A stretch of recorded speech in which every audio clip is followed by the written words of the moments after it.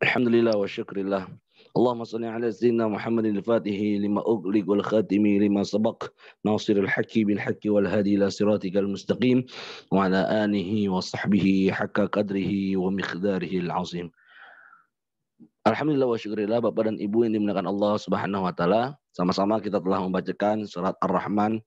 Kita membaca Al-Qur'an, mudah-mudahan setiap hurufnya kita semua diberikan pahala kebaikan oleh Allah Subhanahu wa taala.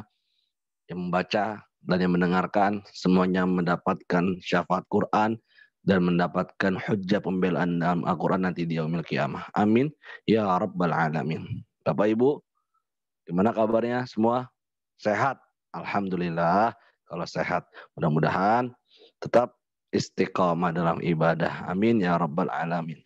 Tema pada kesempatan yang mulia ini tanggal 1 Januari 2021. 1 detik yang kita lewati itu termasuk bagian dari umur kita. 1 detik yang kita lewati itu bagian daripada waktu atau umur kita. Ad-daqiqatu minal umri. Jadi 1 detik yang lalu itu tak akan mungkin kembali. 1 jam yang lalu tak akan mungkin kembali. 1 hari yang lalu tak akan mungkin kembali. Kehidupan semakin hari semakin maju, semakin bertambah usia. Wa man nu'ammirhu nunaqqishu fil khalqi. Kata Allah Subhanahu wa taala, dan ketika kita dipanjangkan umurnya, maka nunaqqishu fil khalqi. Berkurang pula lah fungsi-fungsi yang kita miliki. Mata ketika masih muda segar, bisa melihat, tahu mana duit 20.000 sama duit 50.000. Tapi kalau masalah duit sih kakek-kakek nenek-nenek juga masih ingat ya. Tapi pandangan ini kadang-kadang untuk melihat terlalu jauh agak rabun ketika sudah masuk usia-usia tua. Kaki yang tadinya mudah untuk berjalan, berdiri tegap, gagah, ketika sudah masuk usia senja, maka kaki kita sudah mulai agak capek, lelah. Bahkan ketika sudah penyakit masuk dalam tubuh kita, kita untuk berdiri saja perlu bantuan anak dan cucu kita. Rambut yang tadinya memutih, yang rambut yang awal mulanya hitam, lalu menjadi pemutih. Kulit kita, ya, yang tadinya kencang, segar, tapi ketika sudah masuk usia lanjut, maka kulit kita ini akan mengkerut, ya, kulit kita ini akan hilang kekencangannya. Dengan cara apapun orang membuat bentuk tubuhnya agar terlihat selalu fit, agar selalu terlihat kencang kulit-kulitnya, agar selalu terlihat cantik dan tampan.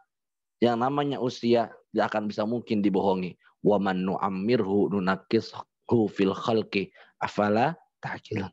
Jadi para hadirin, maka ketika kita sudah masuk tahun baru ini, bergunakanlah untuk menjadi pribadi yang lebih baik daripada tahun kemarin. Amin ya rabbal alamin. Salatnya ayo kita niatkan bareng-bareng, ya. Yang belum bisa baca Quran, saya niatkan. Yang belum pernah umroh, haji, diniatkan untuk bisa menabung. Yang tadinya pelit menjadi pribadi yang lebih baik, lebih santun, lebih dermawan. Jadi hari ini harus lebih baik daripada hari kemarin. Baik. Berbicara tentang ketakwaan, takwa ini modal utama. Al-iman uryanun. Kata Nabi SAW, iman itu hakikatnya tidak memiliki pakaian. Jadi iman sendiri itu, ya, tidak memiliki pakaian. Walibasuhut taqwa. Dan orang yang beriman itu berpakaiannya dengan ketakwaan. Maka ada istilah namanya baju koko atau baju takwa. Nah, baju takwa itu bukan berarti kita pakai baju-baju seperti ini, bukan. Yang paling bagus adalah iman dan takwa. Karena level-level orang itu berbeda-beda, Bapak Ibu. Ada orang Islam, KTP-nya Islam, lahir dari rahim orang Islam, kakaknya Islam, kalau ngakunya Islam. Tapi kelakuannya nggak kayak orang Islam. Ya. Seperti kemarin contoh. Ya. Ketika masa pandemi orang semua ngerasa susah. Susah. Tapi ketika untuk tahun baru mereka relakan uang mereka membeli petasan. Hal yang mubazir tapi mereka gunakan. Tapi ketika berbicara tentang pandemi mereka ngaku susah. Dan itu banyak orang-orang susah yang membeli petasan untuk dibakar, hal-hal mubazir seperti itu. Jadi ada orang Islam. Ya, agamanya saja Islam. Tingkah lakunya, kelakuannya belum seperti orang Islam. Ada orang beriman. Orang beriman ini naik level lebih tinggi dibandingkan orang Islam. Orang beriman ini Masya Allah. Sholat 5 waktunya rajin, puasanya rajin, sedekahnya rajin. Tapi ketika menjadi orang beriman belum cukup. Dia harus tambah lagi menjadi namanya orang bertakwa. Muslimun, mu'minun, muttaqin. Ketika orang sudah masuk level muttaqin, itu orang yang dekat dengan Allah Subhanahu wa taala. Maka orang-orang takwa itu ciri-cirinya seperti apa Pak Ustadz? Yang pertama kata Imam Ali, al-khaufu minal jalil. Orang bertakwa itu takut dari Allah Subhanahu wa taala yang maha jalil atau yang maha perkasa. Kalau di gudang ini atau di tempat ini atau dimanapun ada yang namanya alat CCTV. CCTV itu merekam apa yang terjadi, tanggalnya persis kapan, yang terjadi bisa dilihat, bisa dipantau. Itu namanya CCTV. Namun kekurangan CCTV ini adalah CCTV bisa rusak, bisa konslet, bisa tidak berfungsi, bisa dikendalikan oleh manusia. Kapan mau dimatikan bisa, kapan dinyalakan bisa. Tapi intinya CCTV merekam itu semua. Namun orang-orang bertakwa dalam dirinya ada CCTV juga. Atau ibu dan bapak. Di dalam diri ibu dan bapak itu ada CCTV. Di mana Pak Ustadz nih? Kanan ada rakib, kiri ada atid. Rakib tugasnya mencatat kebaikan. Atid tugasnya mencatat keburukan. Bapak nggak sadar, oh saya mah nggak apa-apa Ustadz nyolong dikit mah, korupsi dikit. Oh atid nyatet. Apa? Dan malaikat nggak pernah konslet. Dan malaikat nggak pernah tidur. Dan malaikat nggak pernah berhenti sedetik pun untuk mencatat apa yang kita lakukan. Jangan disamakan malaikat raqib dan atid ini dengan CCTV. Yang suatu waktu bisa mati, bisa rusak. Enggak. Ketika Bapak ke masjid, sholat, sedekah, puasa, baca Quran, raqib siap menulis amal-amal kebaikan Bapak. Dan itu ketika Bapak melakukan kebaikan, raqib nggak pernah sambil ngopi. Sambil ngantuk tuh nggak pernah, mencatat selalu. Nah orang-orang bertakwa itu takut kepada Allah Subhanahu wa taala. Ada Allah yang melihat. Ketika dia sendiri, yang kedua adalah Allah. Ketika dia berdua, yang ketiga adalah Allah. Ketika dia bertiga, yang keempat adalah Allah. Jadi orang-orang bertakwa itu selalu dipantau oleh Allah Subhanahu wa taala. Nah, saya sering memberikan gambaran seperti gini ketika saya ceramah. Maling motor. Itu takutnya sama Allah apa sama orang? Maling motor. Takutnya sama Allah apa sama orang? Takutnya sama orang. Mau maling motor, mau nyongkel motor orang. Kata yang satu, tunggu sebentar. Masih banyak orang. Masih banyak orang. Ada gak maling bilang, mau maling? Jangan maling. Kenapa? Ada Allah yang melihat. Pernah gak begitu? Gak pernah gak jadi maling kalau begitu. Orang bertakwa cirinya pertama adalah takut kepada Allah. Dan takutnya kepada Allah dibuktikan dengan penghambaan. Orang-orang bertakwa takut kepada Allah Subhanahu wa taala, takut dimasukkan ke dalam neraka, takut tidak mendapatkan rahmat, takut tidak mendapatkan ridha, takut disiksa di alam kubur. Kalau kita levelnya Bu, ketakutan ini masih kepada manusia. Ketika kita takut sama Allah, Allah akan berikan surga. Wa amma man khafa maqama rabbih wa naha anin nafsa wa naha nafsa anil hawa. Dan orang-orang yang takut kepada Allah dan menahan hawa nafsunya, fa innal jannata hiyal ma'wa. Maka dia akan mendapatkan surga tempat dia. Jadi yang pertama, orang bertakwa itu takut kepada Allah Subhanahu wa taala. Yang kedua, wal amalu bitanzil, yaitu adalah mengamalkan apa tuntunan agama ini. Apa yang dihalalkan silakan dikerjakan, apa yang diharamkan dijauhkan. Apa yang diwajibkan dilaksanakan, apa yang dilarang dijauhi dan ditinggalkan. Jangan didekati. Jadi mengamalkan seluruh pedoman agama ini. Berumah tangganya sesuai syariat Islam, berekonominya sesuai syariat Islam, bergaul dengan tetangganya sesuai agama Islam, bernegaranya, mengatur kehidupannya, tangannya sesuai ajaran agama, mulutnya sesuai ajaran agama, kakinya sesuai ajaran agama, matanya sesuai ajaran agama, kupingnya sesuai ajaran agama. Jadi yang kedua adalah mengamalkan. Susah Ustadz, kalau begitu mau Ustadz. Ya, sholat mah kita rajin Ustadz. Gibahin orang, doyan juga. Sholat mah rajin Ustadz. Tapi kalau ada perempuan lewat juga mata masih jelalatan Ustadz. Sholat mah rajin Ustadz. Saya mah gak ngomongin orang, gak ngeliatin siapa-siapa Ustadz. Tapi kadang-kadang kuping saya usil Ustadz. Pengen dengerin gibahin orang. Belajar bertahap. Untuk tidak terjerumus ke dalam ghibah. Mengungkit orang lain. Membicarakan orang lain. Melihat yang diharamkan, mendengar dari yang diharamkan. Jadi orang bertakwa mengamalkan seluruh ajaran agama ini. Wa ibadallah. Yang wajib dikerjakan sama dia. Ketika yang wajib sudah dikerjakan, dia tambahkan sunnah. Bapak Ibu nih, contoh. Sholat Isya nanti. Sholat Isya itu wajib. Tapi ada sunnahnya. Kalau di masjid ada namanya qobliyah, ada namanya ba'diyah, ditambah. Atau ditambah dengan sholat hajat malamnya. Lalu tambah malam lagi ditambah dengan sholat tahajud.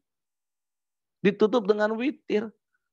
Cuma kita hari ini masih stuck di posisi cuma sholat Isya. Kalau cuma sholat Isya 4 rakaat, apa bedanya sama anak saya? Apa bedanya sama anak TK yang sholat Isyanya cuma 4 rakaat?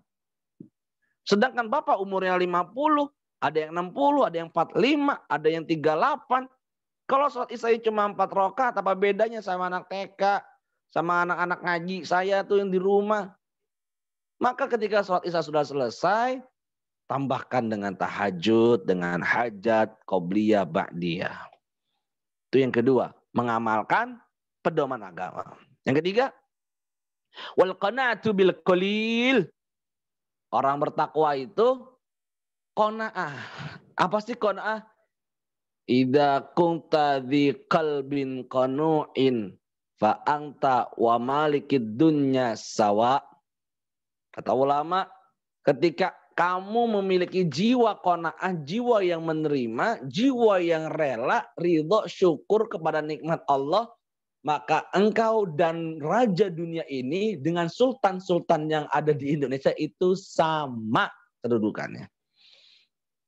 Jadi qanaah, bersyukur, menerima apa yang Allah SWT berikan.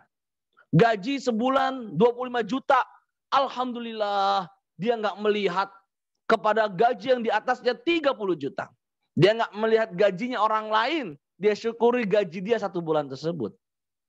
Itu gajinya siapa ya Pak ya? 25 juta itu. Gajinya Ustadz mungkin ya.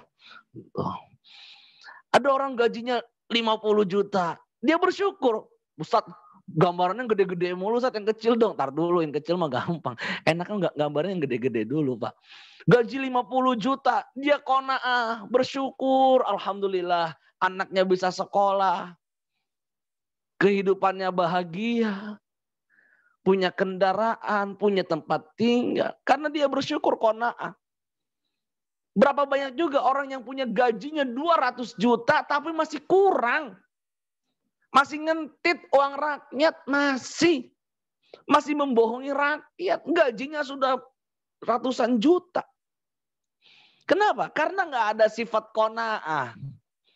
Punya gaji banyak, besar, tinggi, pengen beli tasnya harganya 1 miliar.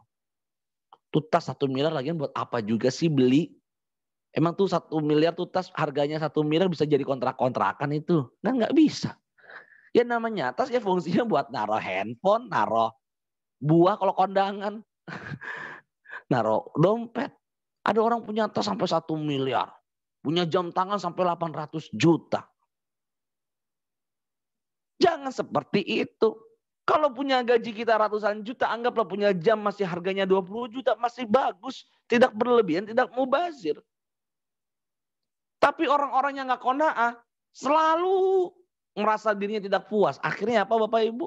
Akhirnya terjunlah ke dalam limbah yang dilarang oleh Allah Subhanahu wa taala. Entah dengan korupsi, menghalalkan segala cara, menggelapkan sesuatu. Karena nggak ada sifat qanaah. Lihatlah orang-orang yang miskin sederhana. Nah ini baru nih bagian orang miskin. Ada orang miskin setiap hari makannya mungkin tempe, tahu. Dia jarang ketemu namanya daging. Dia jarang ketemu namanya ayam. Ayam bisa beli cuma ceker dan pala dan leher. Waduh. Tuh kalau beli ayam, ceker, pala, leher. Tuh, belinya itu doang. Dadanya, pahanya nggak bisa mampu beli. Tapi ceker itu dia sop nikmat Ustadz. Cekernya dibikin soto enak Ustadz. Dia bersyukur merasa qanaah. Dengan orang yang makan di hotel Indonesia, maka dia sama kedudukannya. Masya Allah. Jadi qanaah, orang bertakwa tidak pernah melihat harta orang lain. Dia merasakan nikmatnya sendiri. Maka ketika kita memiliki sifat qanaah, kata ulama, maka engkau dengan raja dunia itu sama kedudukannya. Sama orang kaya engkau sama kedudukannya. Contoh, ada orang punya mobil harganya 12 miliar. Harganya 12 miliar. Sedangkan kita nggak punya mobil harga 12 miliar. Kita kemana-mana pakai transportasi yang namanya busway. Yang namanya Transjakarta. Bayarnya cuma 3.500. Sama nggak? Beda. Kenapa yang bisa beda? Karena nggak qanaah. Ketika qanaah, kedudukannya sama. Sama-sama naik mobil. Sama-sama ber-AC. Yang satu mikirin pajaknya mahal. Yang satu nggak usah mikirin pajak.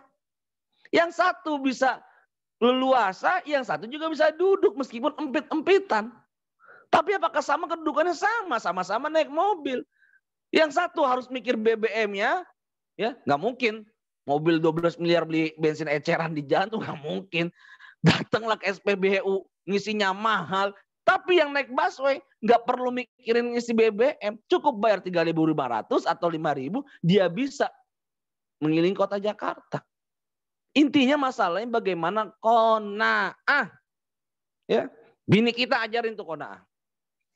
Bini kita, ya, ajarin qanaah. Nggak usah ngeliat tetangga, nggak usah ngeliat saudara. Yang penting kita syukur nikmat kita. Itu yang penting. Ya, tetangga beli mobil baru, kita kepanasan. Tetangga beli mobil baru, kita beli bodrek. Waduh, kok beli bodrek Ustadz? Pusing. Ya, tetangga manasin mobil, manasin kendaraan barunya, hati jantungan. Hasut. Paling juga nyicil tuh mobil. Nah, hasut. Jadi ketika kita nggak qanaah, jatuhnya ke limbah hasut, iri, dan dengki. Makanya Bapak Ibu ini pentingnya ngaji tuh begini.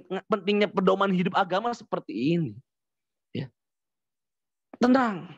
Kita bersyukur. Maka dulu Pak Kiai saya pernah bilang. Ya. Syukuri. Ini diingat nih. Syukuri apa-apa yang ada. Niscaya Allah akan memberikan apa-apa yang tidak ada. Bagaimana Allah akan memberikan apa yang tidak ada, sedangkan yang ada saja tidak pernah disyukuri. Perkataan guru saya Kiai Haji Syukran Ma'mun. Jadi syukuri apa yang ada. Nanti Allah akan tambahkan yang ada. Bagaimana Allah akan tambahkan yang tidak ada kalau yang ada saja tidak disyukuri. Jadi Bapak Ibu penting Orang bertakwa qanaah. Ya. Insyaallah Bapak Ibu makmur hidupnya, gajinya besar-besar. Amin ya rabbal alamin. Yang kelima, yang keempat, empat doang. Yang keempat terakhir, wastidadu liyaumir rahil. Orang bertakwa itu mempersiapkan kehidupannya untuk menuju Allah Subhanahu wa taala. Ingat mati, ya. Capres, calon presiden belum tentu jadi presiden. Namanya capres. Calon presiden. Calon anggota legislatif belum tentu jadi anggota legislatif. Namanya juga calon. Calon bupati belum tentu jadi bupati. Namanya juga calon. Tapi kalau namanya calon mati alias camat, pasti mati. Ya. Beberapa tahun lalu itu ada suaminya artis itu ganteng, suka olahraga, usianya muda, kaya raya, mati. Ada yang miskin bertahun-tahun gak mati-mati.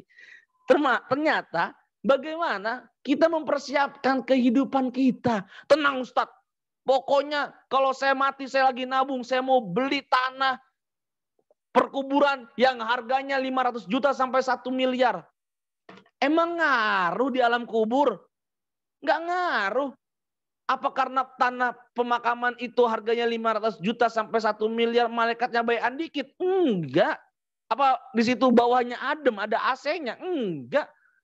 Yang membuat suasana kubur kita menjadi indah itu amal ibadah kita. Halo, Bu. Ya, jadi meskipun kuburannya di tempat pemakaman umum, kalau amalannya ibadahnya istimewa, maka di alam kuburnya istimewa. Ada orang pemakaman mahal 500 juta, 1 miliar. Apa menjamin? Sama saja kalau ibadahnya tidak baik, maka malaikatnya juga jahatan. Disiksa di alam kubur. Ini pentingnya kita Bapak Ibu menanamkan kebaikan amal soleh sebelum kita meninggal dunia. Coba deh, pernah gak sih merenung aja. Merenung. Coba sekali-kali jangan mikirin utang, coba sekali-kali jangan mikirin utang. Ya, utang tuh gak usah dipikirin, dibayar. Dipikirin kalau nggak dibayar sampai kapanpun nggak bakal lunas itu utang. Dibayar, bukan dipikirin. Coba sekali-kali itu merenung coba Bu. Satu hari judulnya menjadi mayat. Aduh, serem gak itu? Satu hari menjadi mayat. Nah ini bagus. Kata Nabi SAW, orang yang cerdas, az-zaki, yaitu adalah orang-orang yang selalu memikirkan kematian. Jadi orang cerdas itu orang yang memikirkan kematian. Judulnya sehari menjadi mayat. Waduh, sehari menjadi mayat ini, ya. Renungkan, ya Allah, gimana rasanya kalau dicabut nyawa sakaratul maut? Masya Allah, saya tuh sekali Bu, melihat orang sakaratul maut itu, yaitu almarhum bapak saya. Ya. Ini tergantung amal ibadah juga. Orang yang amal ibadahnya bagus, matinya enak. Matinya mudah. Ya. Pelan dia. Sambil mulutnya mengucap Allah, Allah, Allah, Allah. Baru hilang. Ada orang yang dicabut nyawa, udah kayak lele di betok palanya itu. Kelepok, marah-marah. Banyak. Ya tergantung amal ibadah. Ya. Bagaimana kalau dicabut sakaratul maut? Nah, ketika nyawanya sudah hilang, ibu berpikir, berarti habis dicabut sakaratul maut, saya dimandikan. Dan itu arwah kita melihat kita lagi dimandikan. Masya Allah. Terus saya jadi merinding Bu. Setelah dimandikan, dikafani kan. Ibu tuh melihat tuh arwahnya itu. Dikafani, ya, dibawa ke liang kubur, cuma di alam kubur sendirian. Mobil yang 12 miliar gak ngikut Bu. Istri yang cantik gak ikut. Katanya janji setia sehidup semati. Buktinya setelah kita mati dia pulang lagi. Gak nungguin.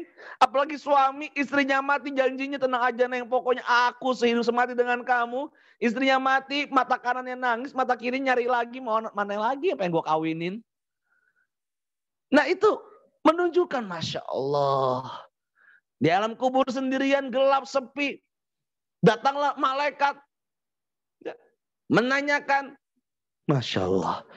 Coba berpikir sekali untuk wasti'dadu liyaumir rahil.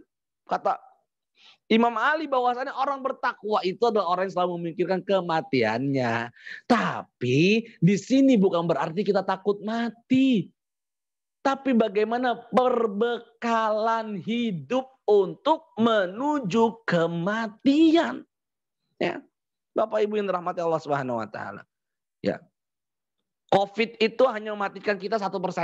Ya, ini dengarkan nih. Covid hanya mematikan kita 1%. Sedangkan 99% ajal itu pasti. Mau ganteng kayak saya, mati. Mau jelek, mati. Miskin, mati. Kaya, mati. Ya semuanya mati. Jadi Bapak Ibu, ini ciri-ciri orang bertakwa. Takut kepada Allah, mengamalkan isi pedoman agama. Yang ketiga, bersyukur atas segala nikmat dari Allah. Yang keempat, mempersiapkan kehidupan untuk menuju Allah Subhanahu wa taala. Saya kira itu saja. Mudah-mudahan Bapak Ibu bisa memahaminya. Dan mudah-mudahan Bapak Ibu sehat walafiat. Untuk yang ingin menonton kembali rekaman kami, nanti bisa dilihat di channel kami, di channel YouTube. Ya, nanti diketikkan oleh host itu, di Hibas itu nanti Bapak dan Ibu bisa lihat rekaman pengajian kami selama 1 bulan di Wisma Atlet. Baik yang pagi oleh Ustadz Roziki ataupun yang maghrib dengan saya bisa ditonton kembali untuk menemani ibu berada di kamar atau bapak di kamar. Bapak dan ibu yang dimuliakan Allah Subhanahu wa taala, jangan lupa subscribe, like, and share ya. Jadi karena subscribe itu gratis. Insya Allah dibalas oleh Allah Subhanahu wa taala kebaikan ibu dan bapak. Kita tutup dengan doa Rabbana atina min ladunka rahmah wa hayyi lana min amrina rasyada. Rabbana atina fid dunya hasanah wa fil akhirati hasanah wa qina adzabannar. Sallallahu ala sayyidina Muhammadin wa ala alihi washabbihi wasallam. Walhamdulillahi rabbil alamin.